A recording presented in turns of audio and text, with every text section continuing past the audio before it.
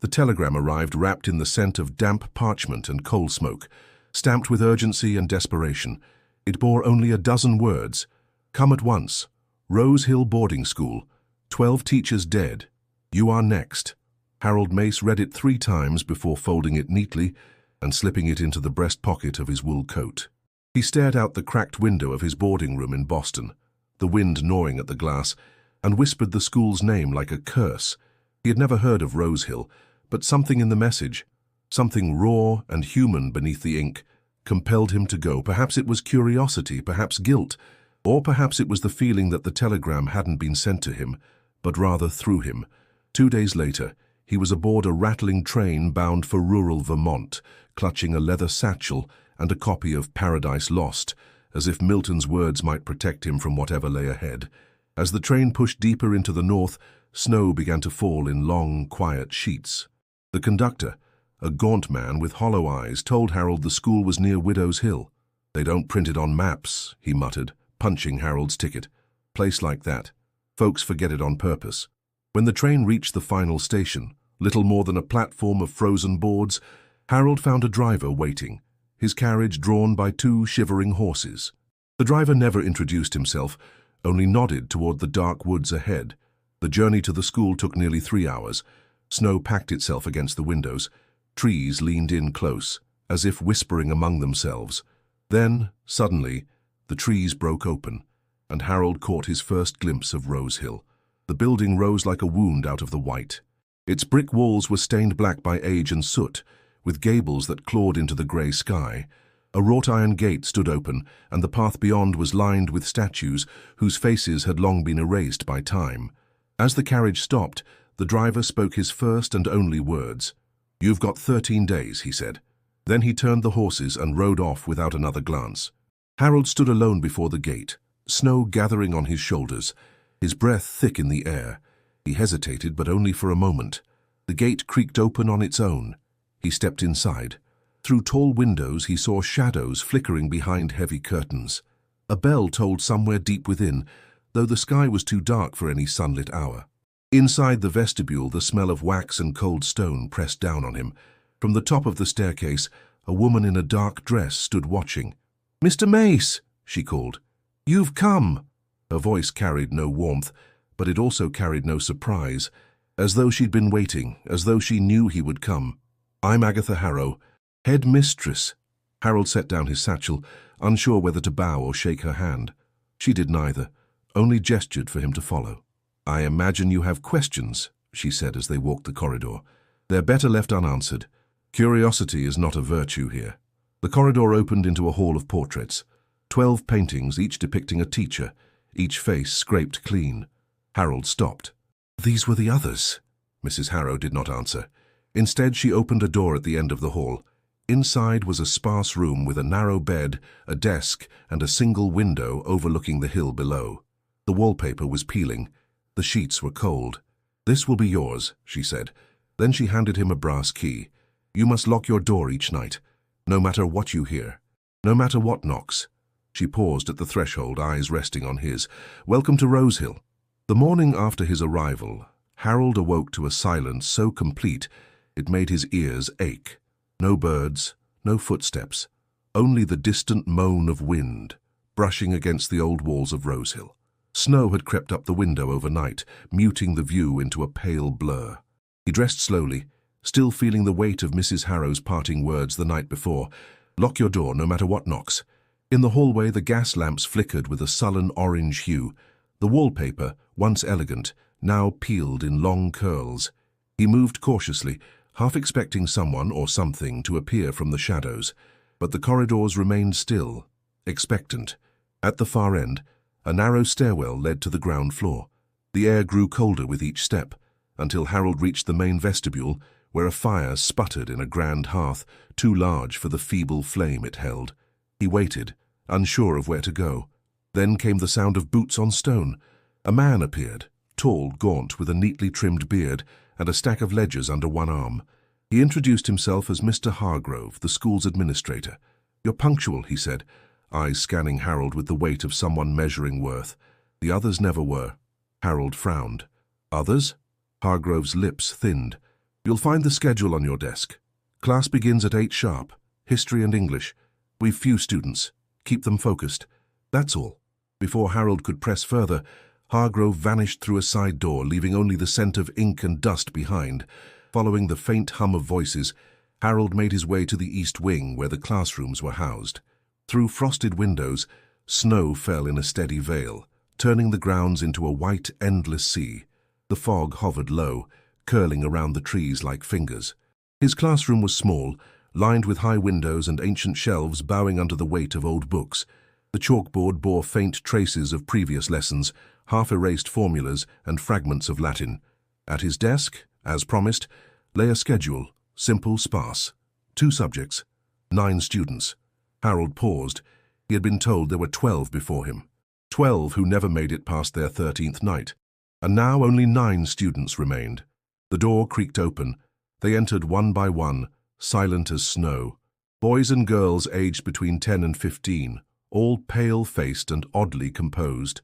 Not a whisper among them. No laughter, no questions. Each chose a seat with quiet precision. Harold stood, uncertain. "Good morning. My name is Mr. Mace. I'll be teaching you this term." They stared. Only one student offered a nod, a boy in the back row, hair black as ink, eyes the color of steel. There was something too old in his gaze, something unblinking and still. The lesson began. He tried to engage them, asking about their interests, their previous teachers, but they remained silent. Only the scratching of pencils against paper filled the room. When the bell rang at noon, they stood in unison and left without a word. Harold remained behind, staring at the list of names on his desk. 9 names, all marked with birth years, but no last names, only initials, no towns of origin, no family contacts. He returned to his room after lunch, passing closed doors and portraits whose eyes had been scratched out. The snowstorm thickened outside, the fog now pressing against the windows like breath. At the end of the hallway, he noticed a painting that hadn't been there the night before. It depicted the school in summer, green and golden. A figure stood near the gate, face blurred, but unmistakably wearing a coat just like his. Harold turned away, heart quickening. Downstairs, a grandfather clock struck 3, and for a moment, every door in the hallway trembled, just slightly, as if something behind them exhaled all at once. By the 3rd evening, Harold had memorized the layout of the East Wing. The students moved in rigid patterns. Classes began and ended with precision, and the silence, always the silence, settled like dust in every corridor.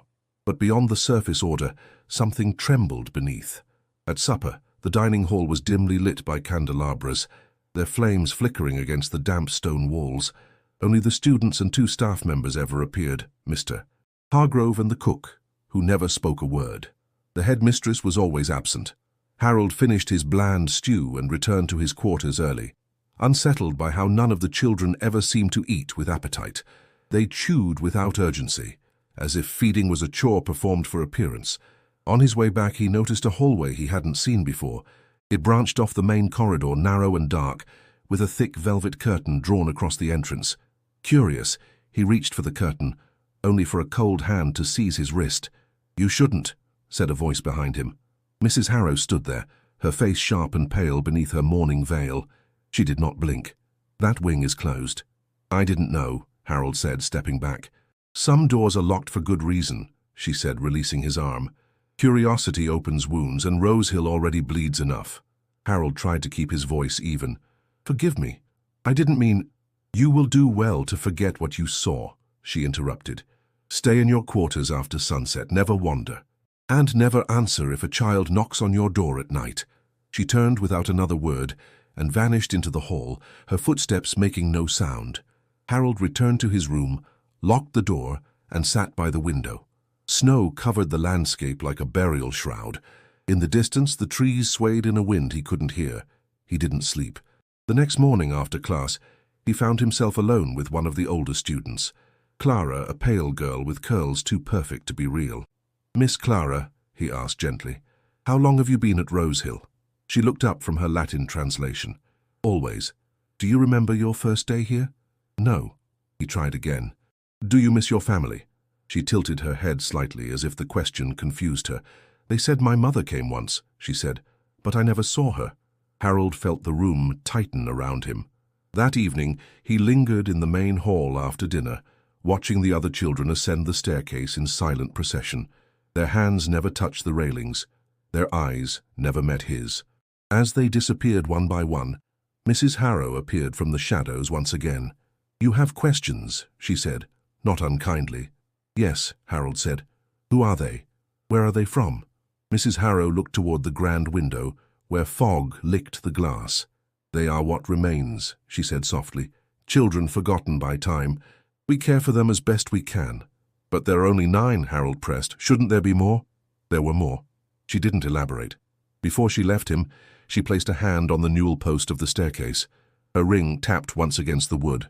"If you hear tapping at your door," she whispered, "never open it, even if they cry, even if they know your name." Harold watched her go, heart drumming. Later that night, as he lay beneath the stiff sheets, he counted the seconds in silence. The candle by his bedside burned low. At precisely midnight, there came 3 gentle taps at his door. Then a child's voice, thin, breathless, spoke just outside. "Mr. Mace," it whispered. "Please, I'm lost." "Let me in." He sat up, cold washing over his spine. The voice came again, more insistent. "Mr. Mace, please." And then it began to weep. Harold didn't move. The weeping on the other side of the door continued, soft at first, then rising into quiet desperation. Each sob struck like a nail into his spine. It sounded so human, so small, exactly the kind of sound meant to compel someone to act. But he didn't.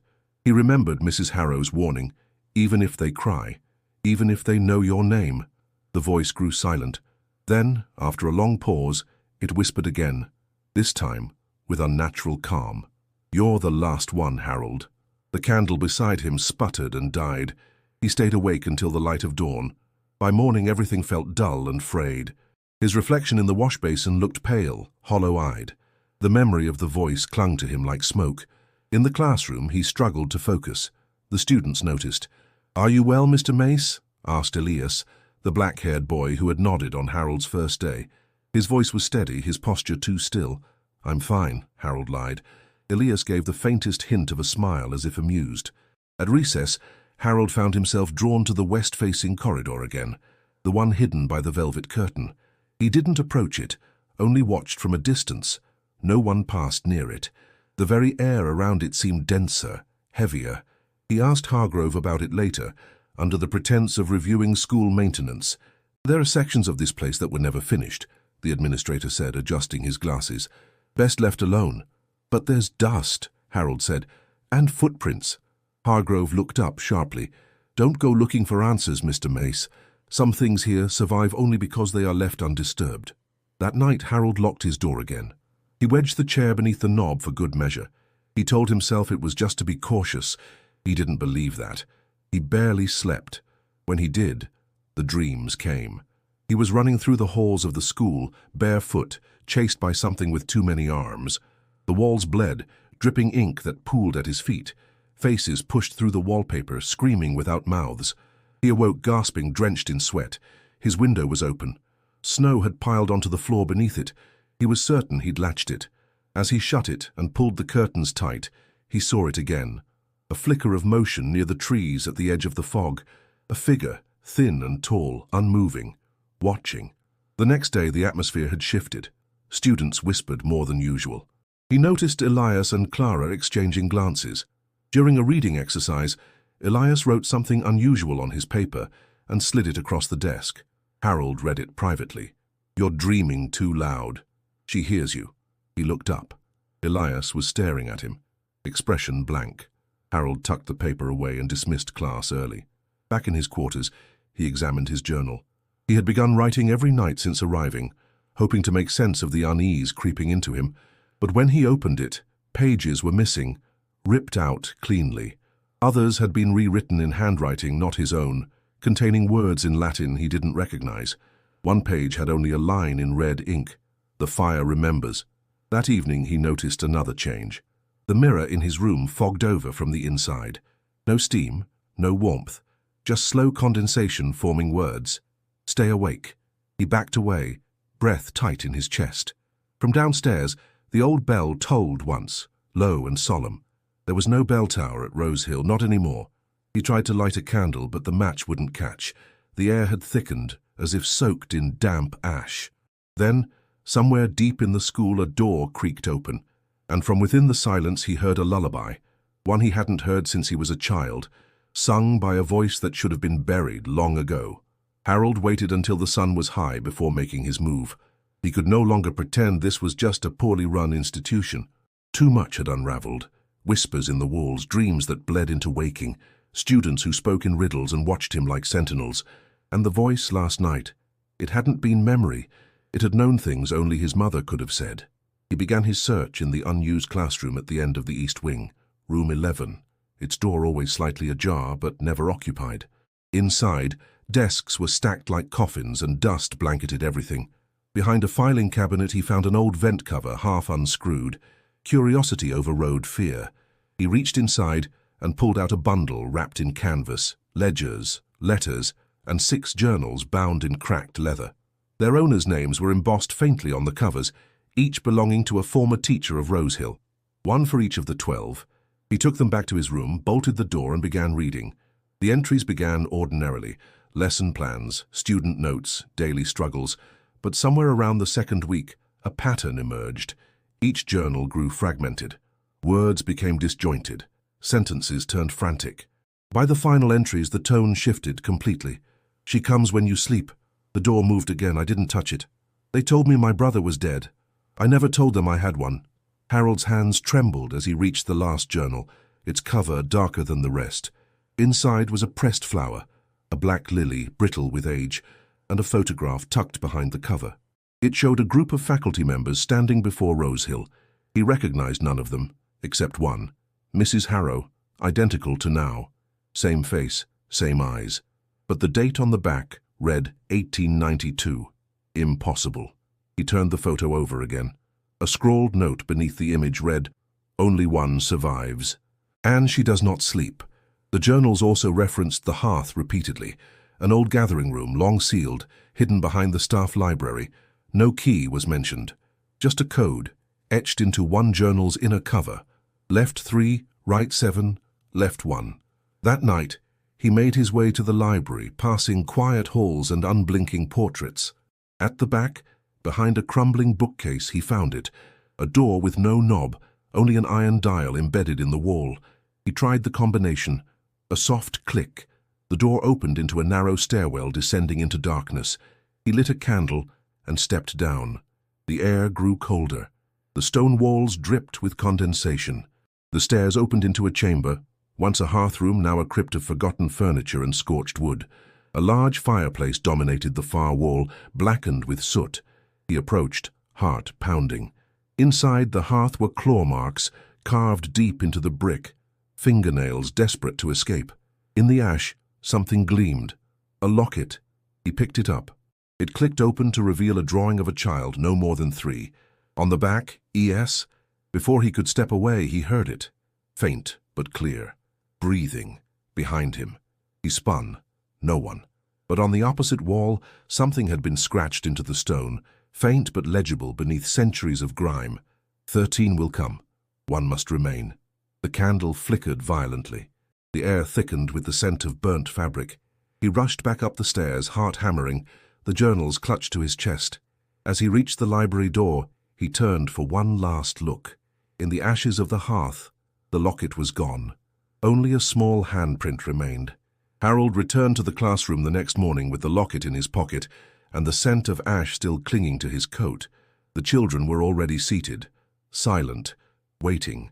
Their eyes followed him as he entered, not with curiosity, not with warmth, but with something colder, calculated, as though he were a subject of study, not their teacher. He tried to ignore it, focusing instead on the blackboard. His hand trembled slightly as he wrote a passage from Julius Caesar. Elias raised his hand. "Yes, Elias? Cowards die many times before their deaths," the boy recited. "The valiant never taste of death but once." Harold paused. "That's correct. But what if you've already died?" Elias asked, head tilted. "Does it count the same?" The class was still. Clara glanced toward the window where frost bloomed across the glass, despite the morning sun. Harold forced a smile. "That's a question for philosophers, not Latin scholars." "But you keep asking the same questions, Mr. Mace," Elias said. "Even when you sleep." Harold stiffened. "Excuse me? You talk in your dreams." "Loudly." Elias looked almost amused. "We all hear you." Clara turned her gaze back toward Harold. Her voice, soft and flat, added, "You cried last night." He dropped the chalk. The sound echoed too loud in the stillness. That afternoon, during a free study period, he watched the students from his desk. They worked with eerie coordination, pencils moving in unison, heads never bowed too low. He began to notice other things, how they never touched one another, how they never coughed or sniffled, how not one of them blinked for long minutes at a time. At the bell, they stood in perfect silence and filed out. Elias lingered last. "Did you find the hearth?" the boy asked without turning around. Harold's breath caught. "What do you mean?" "The one with the handprint," Elias said.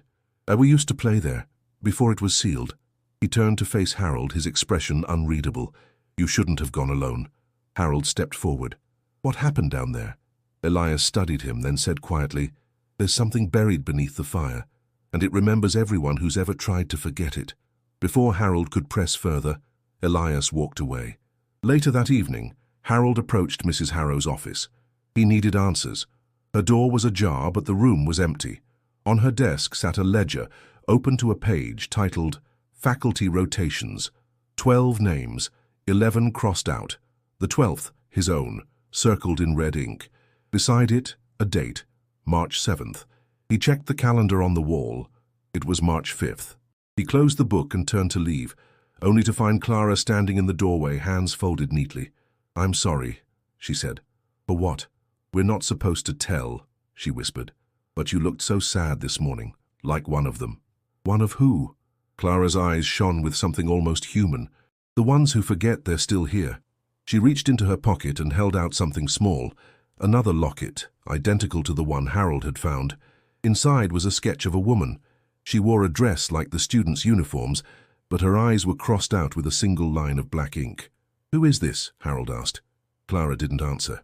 She stepped back and disappeared into the hall without another word. That night, Harold didn't sleep. He sat at his desk, staring at the two lockets, both cold against his palms. The candle burned lower and lower, until only the faintest ember remained. In the silence he heard something shift beneath the floorboards. Not footsteps, breathing, slow, heavy, and close. The 7th night came cloaked in wind and whispers. Harold sat at his desk, both lockets before him, the flame of his candle trembling with each gust, sneaking through the cracks in the window. He hadn't left his room since supper. He didn't want to see their faces again. The children with their two still eyes, Elias with his too knowing smile. Outside, the snow had thickened. Trees leaned closer to the school, their limbs skeletal against the sky. Somewhere in the deep of the building, a piano played a single, broken note. He opened his journal, trying to steady himself, to capture some clarity before sleep came. But when he touched pen to page, his fingers refused to move. He realized he was shaking, not from cold, from fear. He hadn't told anyone about the calendar date circled in red, about March 7th, or the breathing beneath the floor, or the fact that sometimes, when he looked at the mirror, his reflection didn't move when he did. At midnight, the candle flickered and died. Darkness pressed in, absolute. Then came the scratching, not on the door, from beneath his bed. A slow, deliberate dragging of fingers against the wood. Harold rose without sound. He grabbed the fire poker from beside the hearth, his breath caught somewhere between lungs and lips. He dropped to his knees and lifted the blanket. Nothing. Only shadow and dust. But when he stood, the mirror across the room had fogged again. This time it bore no words, only a single mark, vertical, drawn from top to bottom like a tear in the glass. He stumbled back and sat hard on the bed.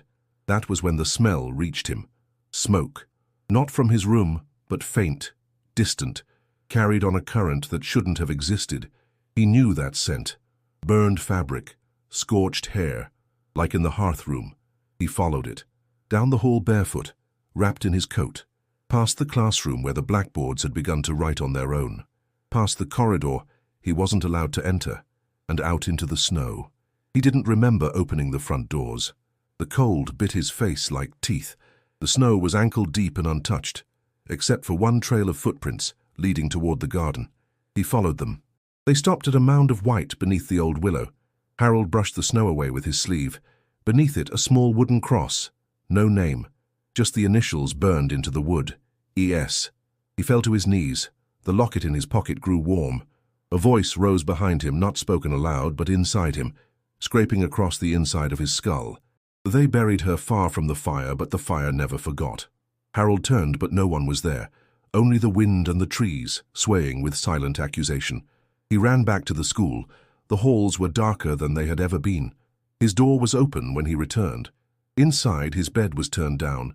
The 2 lockets were gone, and on the pillow lay a page from his journal, one he hadn't written. It read, "You dreamed her name again. You called her back." He sank into the corner of the room, poker still in hand, and waited for the sun. The scratching beneath the floor didn't stop until dawn. Harold waited until midday, when the halls were busy enough to mask his footsteps, but quiet enough that no one asked questions. He hadn't slept.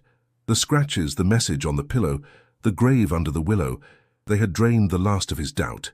Something was deeply wrong with Rosehill, not merely haunted, cursed.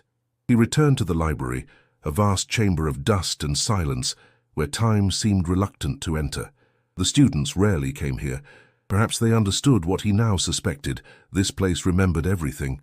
He began searching the western wall, row after row of ancient books and cracked bindings. He moved methodically, checking for misaligned shelves, signs of tampering. On the 3rd row from the top, he noticed a collection of theological texts, all marked with a small red dot on the spine, each one worn but unused. Behind one, his fingers brushed something metal, a latch. He pressed it. A soft click echoed behind the shelves.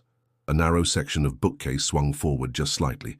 Hidden behind it, a compartment no larger than a shoebox, lined with velvet, containing only one object, a diary, bound in green leather. No name on the cover. He opened it carefully. The first page was blank. The second, too. Then words began, not inked by hand, but scorched into the page. They called her Agatha once, before the oath. His breath caught. The next entries were clearer. A mixture of writing styles, fragmented thoughts. It wasn't one person's voice. It was many. Different handwriting, different tones, all merging into a collective testimony of fear. The girl was never born. She was made. Agatha promised them safety. They gave her their sons. When the fire took the village, the school rose from the ashes. Same bricks, same bones. Harold turned the page. There, pasted onto yellowed parchment, was a map. Not of the school's current layout, but of an older structure, labeled Ashbrook Parish. Beneath it, a hand-drawn well. The words beneath were written in a child's scrawl, "Don't open the bottom." Another entry, "They drowned the mother in the baptismal font. The child survived, but changed." Harold's fingers trembled. Agatha. How could she have been here in 1892 and still stand before him now, unaged? He returned to his room with the diary, hiding it beneath the floorboards beneath his bed. That evening, when supper was served, he did not attend. He waited in the corridor outside Mrs. Harrow's office. She emerged at dusk, dressed in her mourning black, her veil down. "You've been reading?" she said calmly. "You're not who you say you are." "I never said who I was," she replied. "Only what I do." He stepped forward, voice low. "What are they?" "The children." Mrs. Harrow didn't blink. "They are the ones who remain." "Remain from where?" She studied him for a long time. "You've seen the grave." He nodded. "She was the first," Mrs. Harrow said, "but not the last." Harold's chest tightened. "Yes, she was born in flame," the headmistress said, voice soft now. "But she didn't burn, the others followed. Some chose, some were taken. And when the fire comes again, she'll walk freely." Harold stared. "You're helping her. I'm keeping her asleep." He stepped back. "She's waking." Mrs. Harrow turned without answering and disappeared down the hallway, her footsteps absorbed into the silence. Harold stood there long after she was gone, the library's forbidden book heavy in his coat. That night, the fog thickened until it pressed against the windows like flesh, and just before sleep took him, he heard Clara's voice outside his door. She's dreaming louder now. The West Wing had always been forbidden. Harold had passed it daily, the velvet curtain draped across its entrance like a warning, but tonight it hung open, limp and still, revealing a dark corridor beyond. He did not hesitate. The diary's revelations echoed in his head. About Agatha, about the fire, about the child who was never born, but somehow still lived. Whatever answers remained, they were in the West Wing. The hallway stretched longer than it should have. Dust blanketed the floor. The walls, unlike the rest of Rosehill, were bare of portraits or plaques. Only a series of doorways, sealed tight with black wood, lined the path. He stopped at the third. Carved into the doorframe, barely visible, was a symbol, an eye weeping over a cradle. Harold turned the handle. It opened with a breathless sigh. Inside, the air was damp and bitter. A single cot sat beneath the window, its mattress scorched and half melted. On the walls, claw marks ran deep, long gashes where nails or something sharper had scraped at the stone. In the center of the room was a circle, burned into the floorboards. Symbols surrounded it. Latin phrases, alchemical signs, fragments of nursery rhymes rewritten with strange endings. Ashes to ashes none shall wake. Lay her down and speak no name. Harold stepped into the circle. The air shifted. A wind curled through the room, though the window was sealed. Then, behind him, the door closed. He turned. Elias stood in the corner. "I told you not to come alone," the boy said softly. Harold's voice cracked. "What is this room?" "She sleeps here," Elias replied. "When she's strong enough to dream." "Who is she?" "The one they made." His eyes were so calm it chilled Harold more than fear. "They built her out of memory and ash, then locked her in storybooks and bedtime prayers." "Why the teachers?" Harold asked, stepping back from the circle. "She needs them," Elias said. "Each one feeds her a little more, brings her closer to waking." Harold's stomach turned. "But your children?" Elias tilted his head. "Are we?" The flame of Harold's lantern dimmed. The air pressed against him, thick with sorrow and soot. Behind Elias, a second figure appeared. A little girl in a white shift, eyes closed, face serene.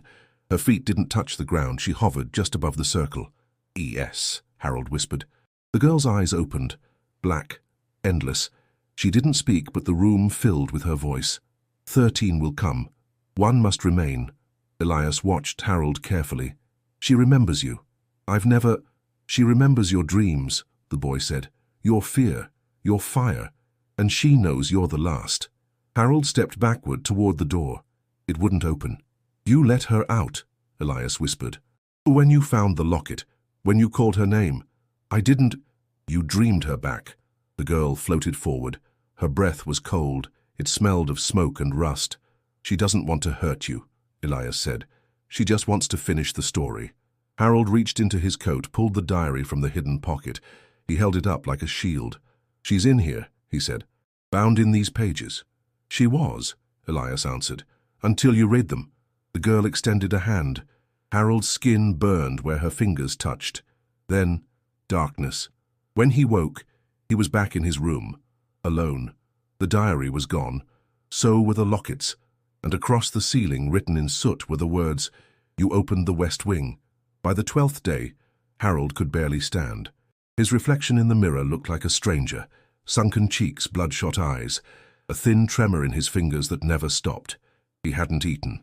Sleep came only in violent bursts, always ending with fire, or the girl's hand reaching from beneath his bed. Rosehill was unraveling. The students moved through the halls like shadows. No longer pretending to be children, they drifted in silence, pausing sometimes just to watch him. Elias no longer spoke. He only smiled, wide, patient, waiting. And Harold's room had changed. The wallpaper had begun to peel in the shape of symbols. Beneath the floorboards, something shifted at night. The locket he thought had vanished had returned, sitting on his pillow, open to the sketch of the girl with her eyes scratched out. He knew time was running out. March 7th was tomorrow. In the morning, he attempted to leave. He packed a bag, forced himself into his coat, and made his way to the main doors. But when he opened them, the snow outside was gone, replaced by ash. The trees had withered. The sky had turned the color of rust. No sound, no wind, just a vast, silent plain of grey stretching into nothing. He stepped back, closed the door, and slid to the floor. He was trapped. By afternoon, he received word that Elias was missing. Clara appeared at his door, eyes wide with something between fear and reverence. "He went down," she whispered. "Where they kept her." "Why?" "She's waking. She's choosing." Harold followed the child through the darkened hallways. All the lights had gone out. The only illumination came from the growing red glow beneath the floorboards. The stairs to the lower levels had cracked. The stone beneath was pulsing like skin. The library was sealed now, the hearth-room even colder, and the west wing, wide open. He didn't go back in. Instead, he followed the scent of smoke down into the old servant tunnels beneath the school. They wound like intestines, narrow and uneven, filled with echoes that didn't belong to either of them. As they turned a corner, Clara stopped suddenly. "She knows you're close," she said. "She dreams clearer when you're near." "Why me?" Harold asked. Clara looked up at him. "Because you're not like the others. You didn't forget." "I don't remember anything," he said. She tilted her head. "Don't you?" He opened his mouth, but a tremor rocked the corridor. The walls groaned. Dust fell from the ceiling. From deeper within, a voice called out. Not Elias, his own. Screaming. Clara backed away. "She's pulling." He ran toward the sound, down another passage. Each step grew heavier. His mind fractured with images, his childhood bed, burning books, a woman with her mouth sewn shut. At the end of the tunnel he found a wooden door, ancient and rotting. He pushed it open. Inside was a chamber he hadn't seen before, smaller than the hearth-room, walls of stone carved with names. At the center, a large metal tank filled with black water, and beside it, Elias. His face was blank, his eyes blackened. He stood with his hands on the tank, whispering words Harold couldn't hear. Harold stepped forward. "Elias." The boy didn't move. From the tank, bubbles rose, then fingers, then a face. The girl, eyes closed, floating, alive. Elias turned to him slowly. "She wants to meet you." Harold took a step back. "No. She's waited long enough." The girl's eyes opened, and everything went white. Harold awoke on the floor of his room. He didn't remember how he'd gotten back. His coat was damp, his shoes gone. The candle had melted into a pool of wax. Outside, the sky bled a dull crimson, casting the snow in tones of rust and blood. His body felt hollow, like something had been taken or replaced. He rose slowly. Everything around him felt wrong, angled strangely, subtly distorted. The books on the shelf faced backward. His journal had rewritten itself. Pages once filled with thoughts now bore only a single phrase. "She walks tonight." The 13th night. The final night. His heart pounded as he moved through the school. The halls breathed. The wallpaper writhed beneath his touch. Doors had shifted, walls now curved where once they were straight. He passed a mirror and caught sight of his reflection. It wasn't his. It stared back with eyes too large, too black, smiling softly with lips that didn't move. He tore the frame from the wall and smashed it against the floor. No sound. Nothing in Rosehill made sound anymore. He reached the main hall and found the students assembled, 9 of them still and silent, facing the grand staircase. Each held a candle that burned with black flame. Their faces glowed with reverence, not fear. Elias stood at the front, hands clasped. "She's ready," he said. Harold stepped back. "You don't have to do this." "But we already did," Elias replied. "You're just catching up." The school trembled. Dust rained from the ceiling. The lights extinguished themselves one by one. From upstairs came the sound of footsteps, bare, slow, deliberate. Harold turned toward the staircase. At the top stood the girl. She wore the same white shift, soaked now with dark water. Her skin glowed with an inner heat. Her hair floated around her like smoke. And her eyes swallowed everything. She stepped forward. Harold could not move. Each step she took echoed inside his skull. The walls cracked with each movement. The air thickened until it clung to his lungs like tar. Behind him, the students began to hum, not a melody, but a vibration, deep and primal. It sank into the floorboards, awakened something beneath. The girl stopped before him. They were eye to eye. Her mouth didn't open, but he heard her voice. "You knew me." Harold's lips parted. "I don't remember. You dreamed me. I was a child. You called me back." He shook his head. "I didn't mean to." Her gaze intensified. His vision blurred. Images burst behind his eyes, his childhood home burning, a name whispered in sleep, the warmth of a cradle, the sound of someone drowning in a hymn. She was part of him. No, she was what was left of him. Harold dropped to his knees. "What do you want?" "To wake." Then she raised her hand. Pain shot through his body, his chest seared with heat, his veins lit like threads of fire. He screamed, but no sound came. Behind him, Elias whispered, "She chooses." Harold collapsed. The girl stepped over him. She walked through the front doors, which opened not to snow, but to a field of fire. The sky cracked like glass, revealing blackness beyond. And with her first step into the world, the walls of Rosehill groaned, not in agony, in release. Harold faded into silence, staring at the ceiling, where soot now spelled a final word. Home. Harold did not die. His body refused to let go. He awoke in the ashes of the great hall, the sky above fractured into shards of red and gold. The air tasted of soot and copper. Around him, silence. No footsteps, no voices, only the steady hum of something ancient now awake. He rose with effort. Rosehill was no longer the same. Its corridors stretched too far, the windows looked out onto nothing. The walls pulsed like lungs. The doors opened without hinges. The school had become her body, and she, its heart. But something else stirred inside Harold, memories that weren't his. He saw through her eyes. The firelit rituals, the first pact sealed in blood, the cold tank that held her between worlds. He remembered being submerged, remembered the pain of forgetting, the ache of being called back. She was inside him, not fully, not yet. He stumbled through the halls, searching for the others. The children were gone. Their rooms emptied, beds unmade, names scrawled in ash above the doors. But in the library, beneath the soot-covered shelves, he found her, Mrs. Harrow. She was seated on the floor, her dress torn, veil gone. Her hair had turned white. Her hands were burned, but she cradled something in her lap. The old diary. She looked up. You survived. Harold knelt beside her. What is she? Not what. Who? Her voice cracked. Her name was Eve. E.S., he whispered.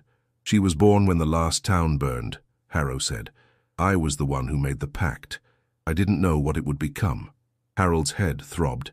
You fed her the teachers. I preserved the balance, she said. One teacher each cycle. That was the cost. But it kept her dreaming. Asleep. Why me? Mrs. Harrow looked into him. Because you remembered her name. You were the first to say it aloud since she was sealed, and names, they open doors. Harold backed away. She's inside me. She's always been, Harrow said. She just needed you to let her in. The diary in her lap began to smolder. Harold reached for it, but Harrow held it tighter. There's still a way, she said.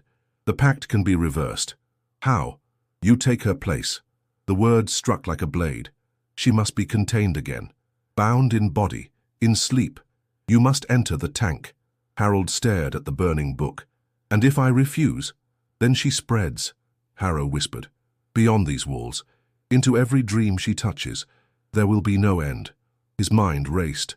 The fire, the children, the pact, the girl. He stood. There has to be another way. There isn't.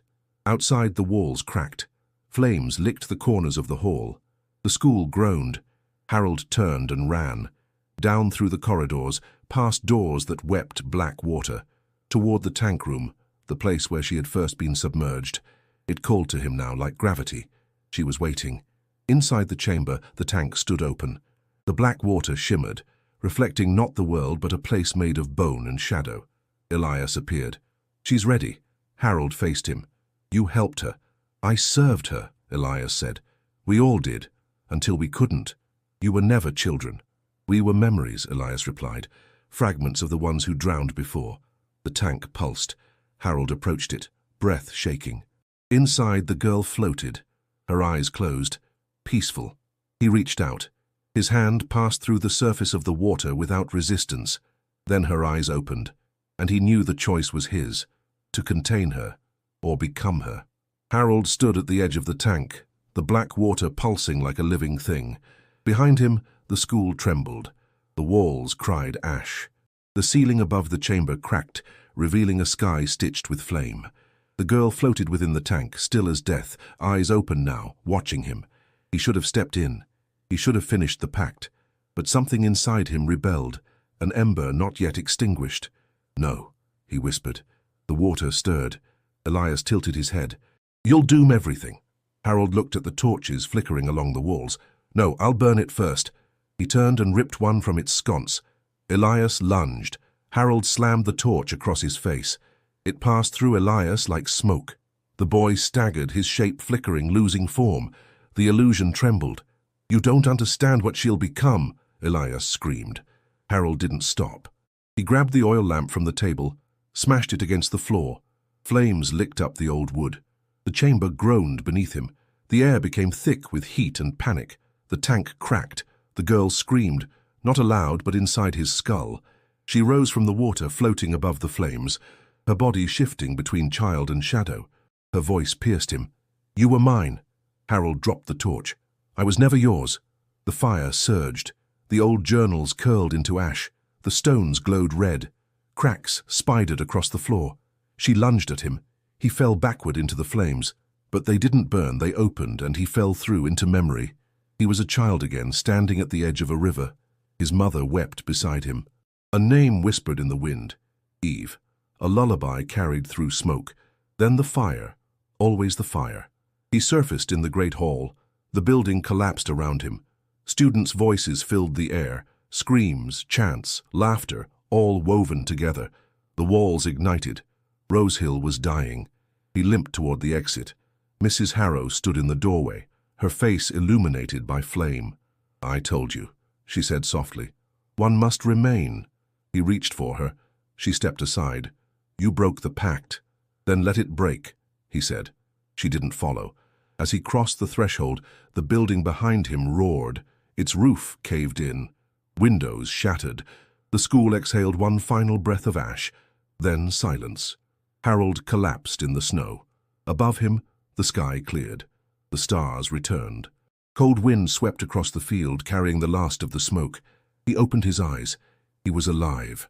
The locket around his neck had turned to soot. From the woods behind him, someone approached. A boy. Elias, whole again. He knelt beside Harold and whispered, "It's not over." Harold stared up at him.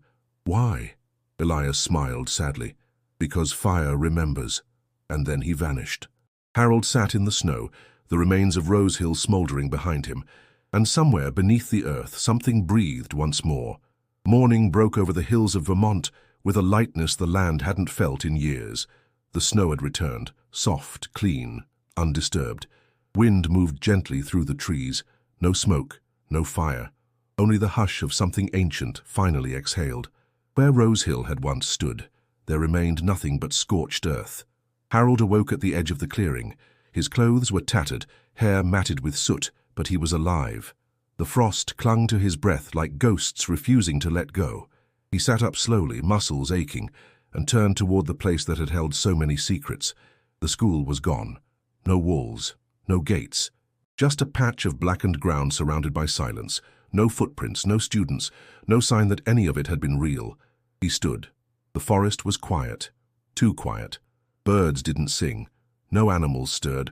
Only the creak of wind through frost-bitten trees. He wandered the ruins, searching for anything. A locket, a journal, a voice, but there was nothing left to find. And then, a sound behind him. Footsteps. He turned sharply. A figure stood at the tree line, not Elias, not Harrow. A girl. Her dress was ordinary, her eyes bright. She looked to be no older than 10. She held no malice in her expression, only curiosity. "Are you lost?" Harold asked, voice hoarse. She smiled. "I was just looking." "For what?"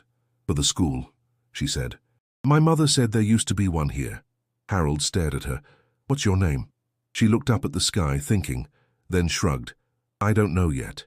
He stepped toward her. She stepped back into the woods and vanished. Alone again, he dropped to his knees and ran his hands through the ash. It was over, wasn't it? 2 days later, a search party found Harold walking barefoot down the main road into town. He didn't speak, not at first.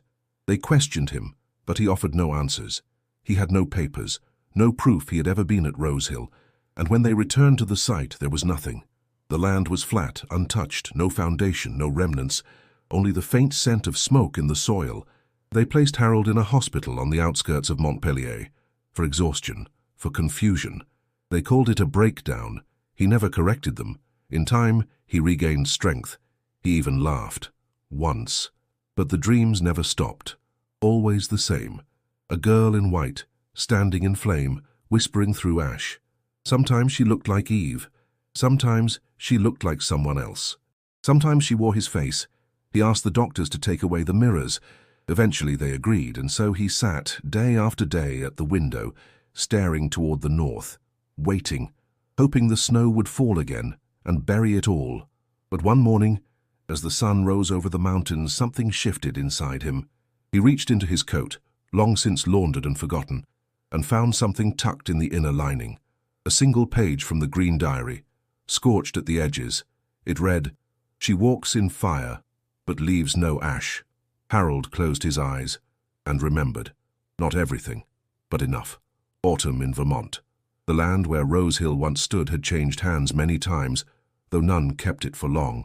Rumors lingered, about the way the snow never stayed, about how trees twisted away from the soil, how sometimes children heard lullabies in the wind, but people forgot, as they always do. That year, a new school was built 5 miles down the valley. Modern, bright, unburdened by memory. They named it Ashfield Academy. No connection to what came before. None that they admitted. On the first day of the fall term, a boy arrived just before the bell. He was pale, well-mannered, dressed neatly in navy and grey. His papers were in order. No family contacts, no emergency number. Just a signature, carefully scrawled at the bottom of the enrollment form. Elias. He joined the others in the classroom without a word, choosing a seat near the window. When the teacher asked him to introduce himself, he stood and said, "My name is Elias. I came from the north." The others didn't ask further. That afternoon, during recess, a girl approached him. "You don't talk much." He smiled politely. "Words are better saved." "Are you nervous?" Elias shook his head. "Not nervous. Just waiting." "For what?" He turned his gaze to the forest beyond the field. The trees there were older than the rest, still marked with soot at their roots. "For someone who forgot me." The girl tilted her head. "Will they remember?" "Eventually," he said. "They always do." That night, in the farthest classroom, a janitor found a message written in chalk, though no one had used the room all day. It read, 13 will come. 1 must remain." The next morning, one of the teachers didn't wake up. They said it was a heart attack, but no autopsy was performed, no funeral held. And Elias? He kept attending class. Always polite, always present, always watching. And thus the fire may sleep, but it never dies. If you've made it this far, thank you for joining us through the chilling tale of Rosehill Boarding School. If these stories keep you up at night in the best way, don't forget to subscribe to our channel for more haunting mysteries and unforgettable legends. And if you're ready to keep diving into the eerie and unknown, click the video on your screen now. Your next nightmare awaits.